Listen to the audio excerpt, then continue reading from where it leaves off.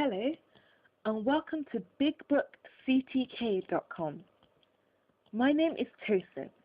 I'm reading from Emma by Jane Austen, Volume 1, Chapter 5. I do not know what your opinion may be, Mrs. Weston, said Mr. Knightley, of this great intimacy between Emma and Harriet Smith, but I think it a bad thing. A bad thing? Do you really think it a bad thing? Why so? I think they will neither of them do the other any good. You surprise me. Emma must do Harriet good, and by supplying her with a new object of interest, Harriet may be said to do Emma good. I have been seeing their intimacy with the greatest pleasure. How very differently we feel not think they'll do each other any good. This will certainly be the beginning of one of our quarrels about Emma, Mr. Knightley. Perhaps you think I am come on purpose to quarrel with you, knowing Weston to be out, and that you must still fight your own battle. Mr. Weston would undoubtedly support me if he were here, for he thinks exactly as I do on the matter. On the subject, we were speaking of it only yesterday, and agreeing how fortunate it was for Emma that there should be such a girl in Highbury for her to associate with. Mr. Knightley, I shall not allow you to be a fair judge in this case.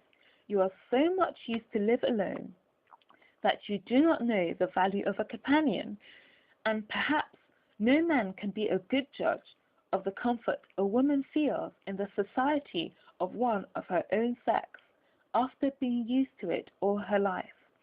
I can imagine your objection to Harriet Smith. She is not the superior young woman which Emma's friend ought to be.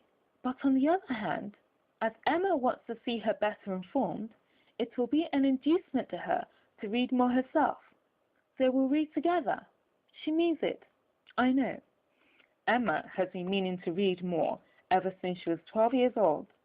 I have seen a great many lists of her drawing up at various times of books that she meant to read regularly through, and very good lists they were, very well chosen, and very neatly arranged, sometimes alphabetically, and sometimes by some other rule. The list she drew up when only 14. I remember thinking it did her judgment so much credit that I preserved it some time, and I dare say she may have made out a very good list now. But I have done with expecting any course of steady reading from Emma. She will never submit to anything requiring industry and patience, and a subjection of the fancy to the understanding.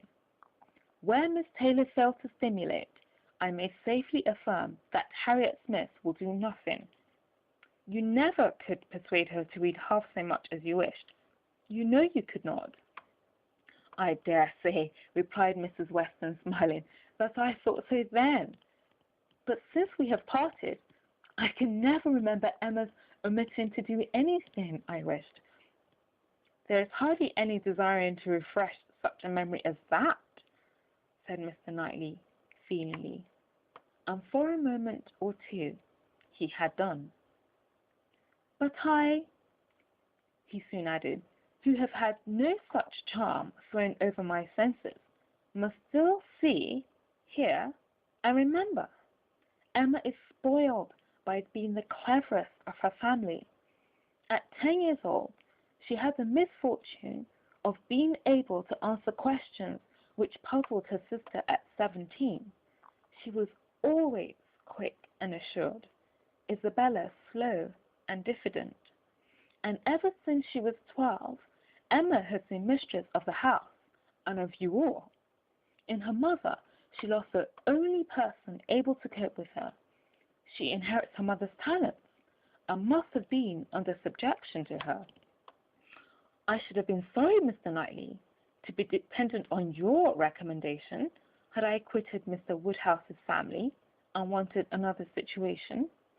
I do not think you would have spoken a good word for me to anybody. I am sure you always thought me unfit for the office I held.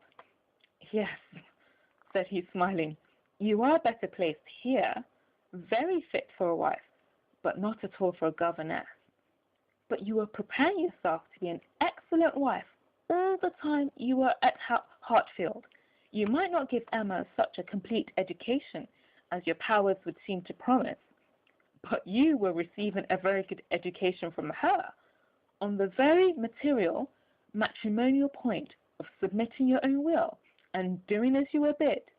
And if Weston had asked me to recommend him a wife, I should certainly have named Miss Taylor. Thank you very much for watching. You've been listening to Emma by Jane Austen. My name's Tosin, and this is BigBookCTK.com. Thank you very much, and bye for now.